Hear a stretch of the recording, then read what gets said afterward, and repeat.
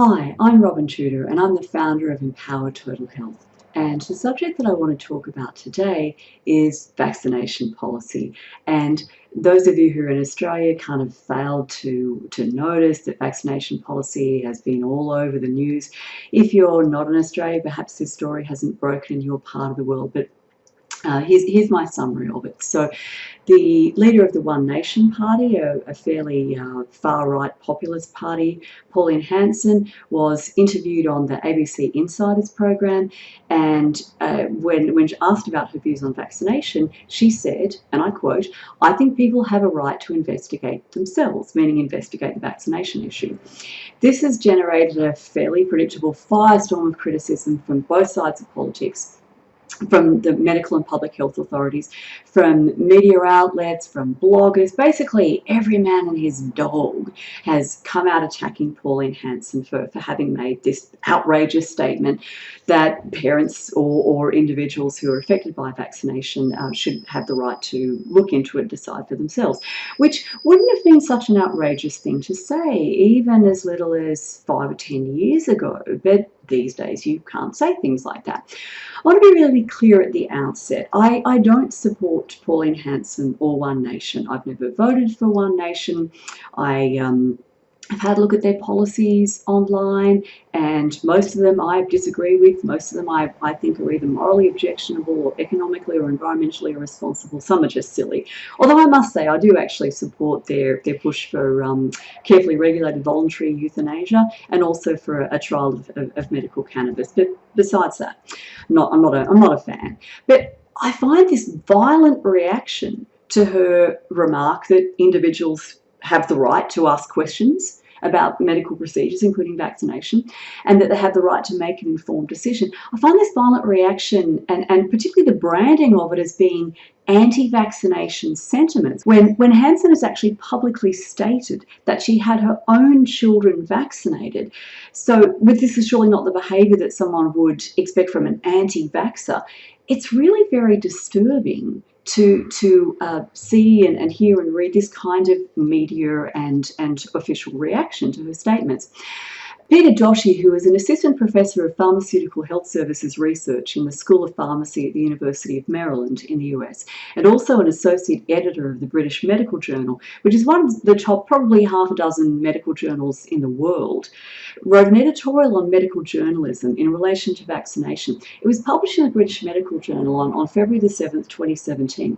I'm going to quote this editorial piece by Doshi at length because unfortunately it's unlikely to be read by practically any journalist and practically any member of the public.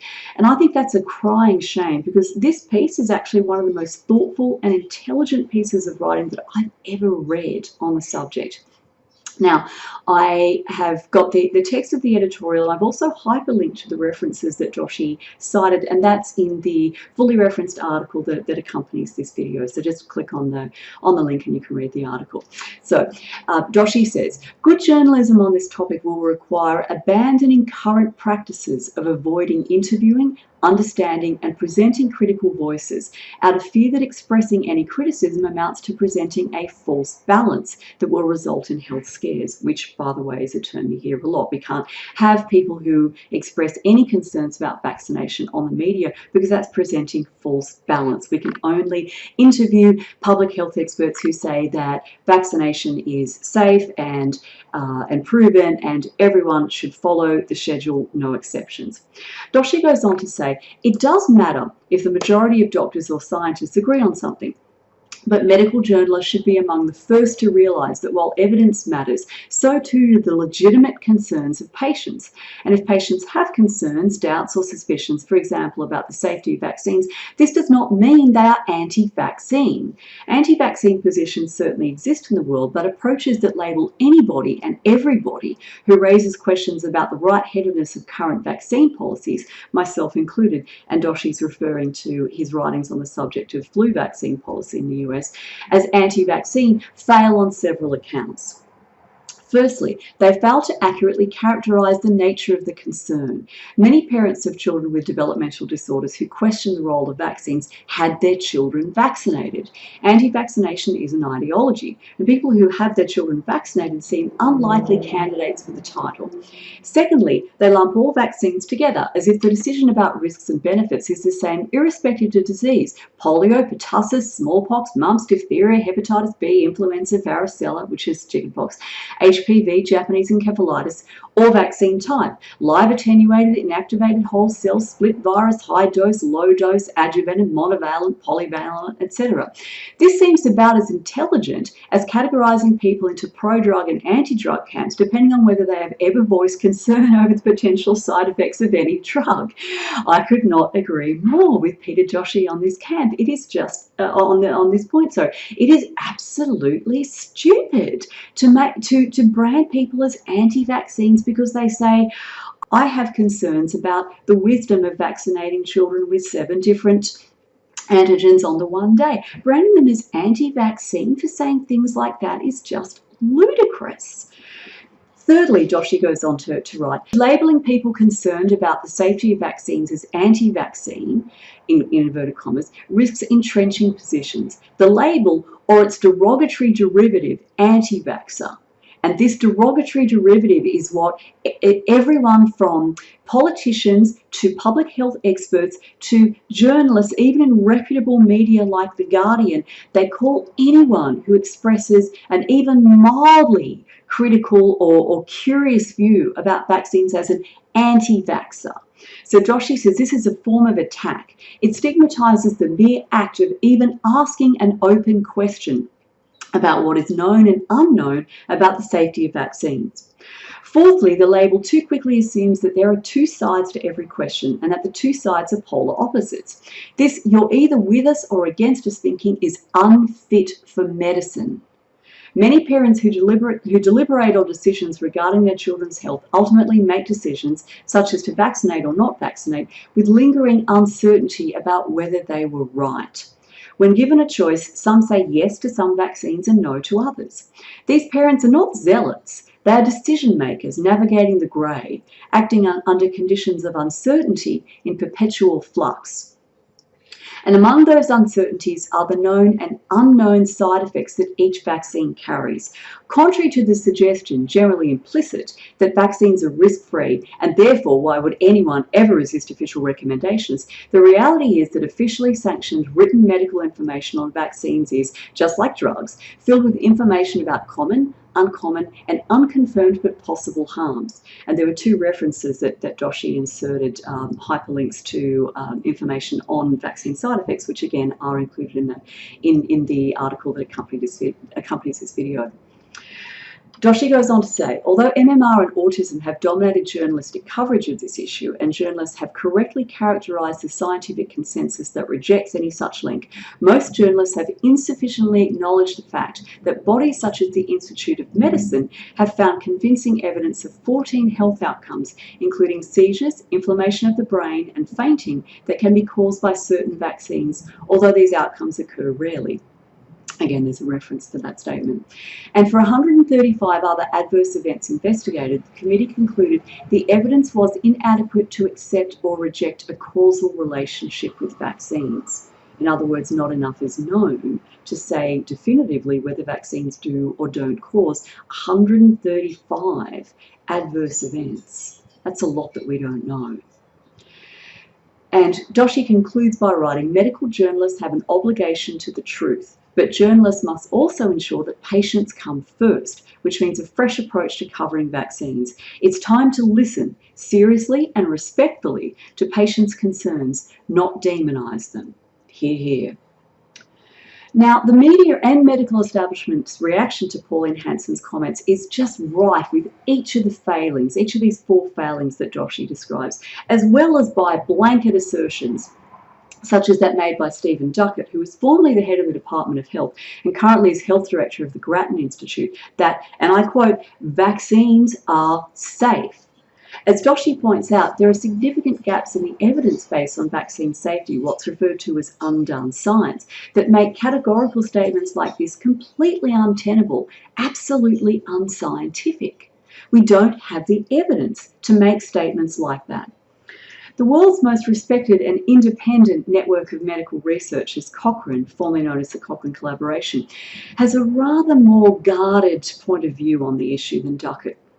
In their 2012 review, that Cochrane conducts meta-analyses, so they pool the data from a number of different studies, as many as they can find that actually meet their quality criteria, and then they analyse those data as a group. So in their 2012 review, which was called Using the Combined Vaccine for Protection of Children Against Measles, Mumps and Rubella, the Cochrane team stated, the design and reporting of safety outcomes in MMR vaccine studies, both pre and post-marketing, are largely inadequate. That is a direct quote from the Cochrane review.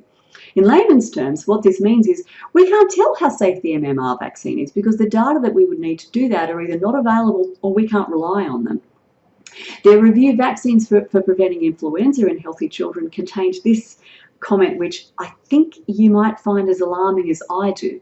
Reliable evidence on influenza vaccines is thin, but there is evidence of widespread manipulation of conclusions and spurious notoriety of the studies.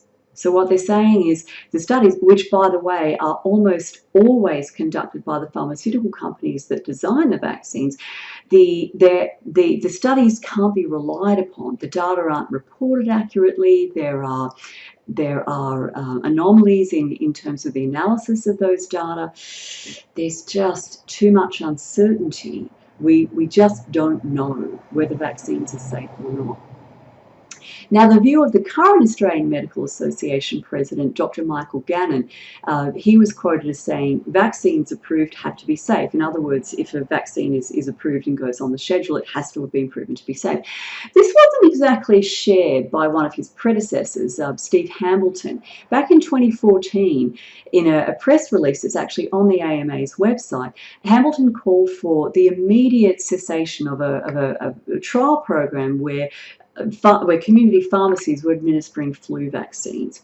And this is what Hambleton said. Pharmacies have no proven record that they are safe or appropriate locations for such a private and potentially risky clinical procedure as vaccination. The press release further quoted him as saying, all medicines carry benefits and risks. It's true of vaccines. And furthermore, that health practitioners who perform vaccinations must have specific training that includes how to make an assessment about the safety of the vaccine for a particular patient and how to recognise and respond to adverse reactions. Hambleton asked the following questions in relation to the administration of flu vaccines in pharmacies. Where is the private area to seek consent? Where is a private area where patients can wait after vaccination until it is confirmed that there is no immediate allergic reaction? And where is the private area where a resuscitation can occur if needed until the ambulance arrives? Hambleton's statements clearly indicate that as a doctor, he does not believe that all vaccines are safe for all people under all circumstances, which seems to be the position that's being taken both by politicians and medical associations alike in reaction to Pauline Hanson's comment. There's just this blanket assertion that vaccines are safe. And furthermore, Hambleton implies that vaccination decisions should be made by individuals in consultation with their medical practitioner. After a full informed consent process, informed consent means the doctor explains both the risks of treatment and the benefits of treatment, and the risks of not having the treatment, and the potential benefits of not having the treatment, and taking into account the patient's personal health history. This actually sounds quite a lot like what Pauline Hanson said. A radio journalist asked her to clarify her view on whether parents should vaccinate or not. And she responded by saying that many parents had approached her over the years with concerns about childhood vaccination, and she advised them to go and talk to their doctor. She also stressed, I'm not saying to people, don't get your children vaccinated. I had my children vaccinated. I never told my children not to get their children vaccinated. All I'm saying is get your advice. Now, I'm presuming she means by that getting and acting on advice that's tailored to your or your child's unique set of needs and risks, which was what Steve Hambleton stressed was necessary and why he thought that pharmacies were an inappropriate place for vaccination. Now, I'm going to wrap up by saying when we're told that we must not question vaccination, or indeed any medical practice, the issue has clearly left the arena of science and entered into a realm that more closely resembles religious fundamentalism.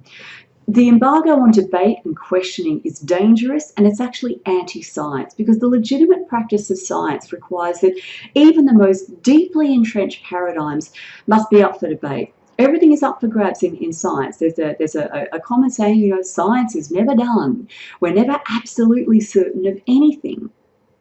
So we need to debate, we need to examine, we need to re-examine existing theories and paradigms in the light of incoming data. Think about Einstein questioning Newtonian physics, saying, look, it doesn't quite fit our observations of the universe.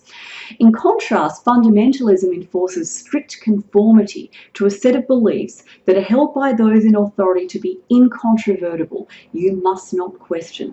Anyone who does dare to question dogma like this, or even attempts to present contrary evidence, is branded a heretic and ordered to recant. And this is exactly what we see happening with Pauline Hanson, where every man and his dog is called on her to take back her statement that she thinks people should have the right to choose. It's really quite it'd be funny if it wasn't so serious. To borrow a phrase from Peter Doshi, this fundamentalist thinking is unfit for medicine.